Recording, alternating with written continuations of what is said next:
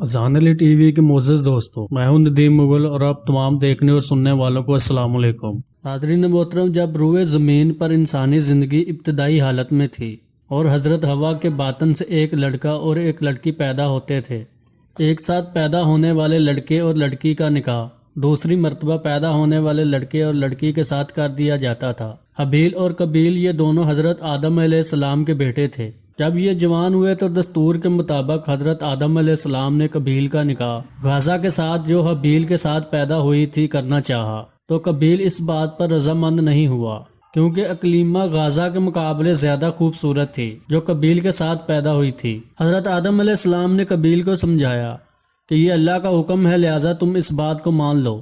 اقلیمہ تمہارے ساتھ پیدا ہوئی ہے، اس لیے وہ تیری بہن ہے، اس کے ساتھ تیرا نکاح نہیں ہو سکتا، مگر قابیل اپنی بات پر اڑا رہا۔ بالآخر حضرت آدم علیہ السلام نے ان دونوں بھائیوں کو حکم دیا کہ تم دونوں اپنی اپنی قربانی اللہ کے حضور پیش کرو، جس کی قربانی مقبول ہوگی وہی اقلیمہ سے نکاح کا حقدار ہوگا۔ اس زمانے میں قربانی کی مقبولیت کی علامت یہ تھی کہ لوگ اپنی قربانیاں پہاڑ پر رکھ دیتے تھے اور آسمان سے آگ آ کر انہیں کھا جاتی تھی۔ قابیل کھیتی باڑی کرتا تھا اور حابیل جانور پالتا تھا، چنانچہ قابیل نے گندم کی بھالیاں اور حابیل نے ایک خوبصورت موٹا تازہ مینڈا قربانی کے لیے ایک پہاڑ پر رکھ دیا اور اللہ سے دعا مانگی، یا الہی ہماری قربانی قبول فرما۔ آسمان سے آگ آئی اور اس نے حابیل کی قربانی کو کھا لیا اور قابیل کی قربانی نہیں ہوئی، جس سے قابیل کے دل میں حابیل کے لیے غصہ، حسد اور بغض پیدا ہو گیا، اور وہ حابیل سے کہنے لگا کہ میں تجھے مار ڈالوں گا کیونکہ تیری قربانی قبول ہو گئی ہے۔ حابیل نے قابیل سے کہا،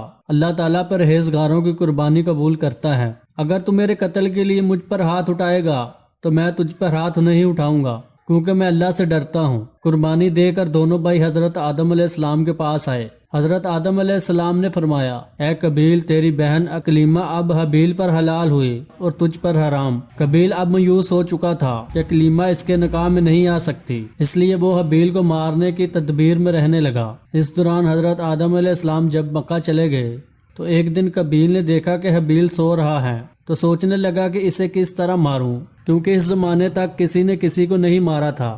جب شیطان نے دیکھا کہ اسے قتل کرنے کا طریقہ نہیں آتا تو اس لعین نے ایک جانور پکڑا اور اس کا سر ایک پتھر پر رکھ کر دوسرا پتھر زور سے اس کے سر پر دے مارا، جس سے وہ جانور اسی وقت مر گیا۔ یہ ترکیب دے کر قابیل نے اپنے بھائی حابیل کے ساتھ یہی کیا اور زمین پر سے ایک پتھر اٹھا کر حابیل کے سر پر دے مارا اور اپنے بے گناہ بھائی حابیل کو قتل کر دیا۔ حابیل کے قتل کے بعد قابیل یہ سوچ کر بے حد پریشان ہوا کہ اب اس لاش کو کیا کرے۔ یہ روئے زمین پر کسی انسان کا پہلا قتل تھا، کیونکہ اس سے پہلے کوئی آدمی مرا ہی نہیں تھا، اس لیے قابیل حیران و پریشان تھا کہ بھائی کی لاش کو کیا کروں۔ چنانچہ وہ کئی روز تک بھائی کی لاش کو اپنی پیٹھ پر لاد کر پھرتا رہا۔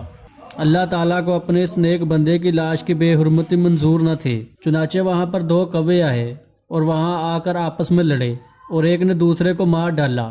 پھر زندہ کوے نے اپنی چونچ اور پنجوں سے زمین میں گڑھا کھودا اور اس نے اس مرے ہوئے کوے کو ڈال کر زمین میں دبا دیا۔ کوے کو دیکھ کر قابیل اپنے اوپر ملامت کرنے لگا، میں کوے سے بھی زیادہ گیا گزرا ہوں کہ اتنا بھی نہ کر سکا۔ اس طرح قابیل کو معلوم ہوا کہ حابیل کی لاش کو زمین میں گڑھا کھود کر دفن کر دینا چاہیے، چنانچہ اس نے ایک گڑھا کھود کر اس میں اپنے بھائی حابیل کی لاش کو دفن کر دیا۔ جب حضرت آدم علیہ السلام مکہ سے واپس آئے اور حابیل کو نہ پایا تو اس کو بہت تلاش کیا، مگر وہ نہ ملا۔ لوگوں سے پوچھنے لگے، کسی نے جواب دیا کہ حابیل کچھ دنوں سے نامعلوم کہاں گیا ہے۔ حضرت آدم علیہ السلام نے حابیل کے صدمے میں کھانا پینا اور سونا سب ترک کر دیا اور شب و روز حابیل کے غم میں رہنے لگے۔ ایک روز آپ نے خواب کی حالت میں دیکھا کہ حابیل الغیاث الغیاث پکار رہا ہے۔ حضرت آدم علیہ السلام نیند سے چونک کر اٹھے اور زور زور سے رونے لگے۔ اسی وقت حضرت جبرائیل علیہ السلام آئے اور حضرت آدم علیہ السلام اور حضرت حوا کو حابیل کی قبر پر لے گئے۔ حضرت آدم علیہ السلام اور حضرت حوا نے قبر کھود کر حابیل کو دیکھا کہ اس کا مغز نکلا ہوا ہے اور وہ خون سے آلودہ ہو رہا ہے۔ یہ حال دیکھ کر آپ دونوں بہت روئے اور حابیل کی لاش کو ایک تابوت میں بند کر کے اپنے مکان میں لا کر دفن کر دیا۔ اس وقت آپ کے 120 بیٹے تھے، جن میں سے سوائے حابیل کے کوئی بھی نہیں مرا تھا۔ روایت ہے کہ جب حابیل قتل ہو گئے تو 7 دن تک زمین میں زلزلہ رہا۔ قابیل جو بہت خوبصورت تھا، بھائی کا خون بہاتے ہی اس کا چہرہ بالکل سیاہ اور بدصورت ہو گیا۔ آدم علیہ السلام نے قابیل کو اپنے دربار سے نکال دیا اور وہ یمن کی سرزمین عدن میں چلا گیا۔ وہاں ابلیس اس کے پاس آ کر کہنے لگا کہ حابیل کی قربانی کو آگ نے اس لیے کھایا تھا کہ وہ آگ کی پوجا کرتا تھا، لہٰذا تو بھی آگ کی پرستش کیا کر۔ چنانچہ قابیل پہلا شخص تھا جس نے آگ کی پرستش کی، اور زمین میں یہ پہلا ہی شخص ہے جس نے اللہ کی نافرمانی کی اور زمین میں خون نہ حق کیا۔ یہ وہ پہلا مجرم ہے جو جہنم میں ڈالا جائے گا۔ حدیث مبارکہ میں ہے کہ زمین پر قیامت تک جو بھی خون نہ حق ہوگا، اس کے عذاب کا ایک حصہ بوجھ اور گناہ قابیل پر بھی ہوتا ہے، کیونکہ اس نے سب سے پہلے قتل کا طریقہ ایجاد کیا۔ قابیل کا انجام یہ ہوا کہ اس کے ایک لڑکے نے جو کہ اندھا تھا، اس کو پتھر مار مار کر قتل کر دیا، اور یہ بدبخت آگ کی پرستش کرتے ہوئے کفر و شرک کی حالت میں اپنے لڑکے کے ہاتھوں مارا گیا۔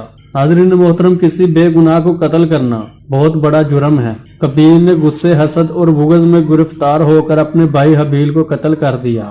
اس سے معلوم ہوا کہ حسد، غصہ اور بغض انسان کے لیے اتنی بری اور خطرناک قلبی بیماری ہیں۔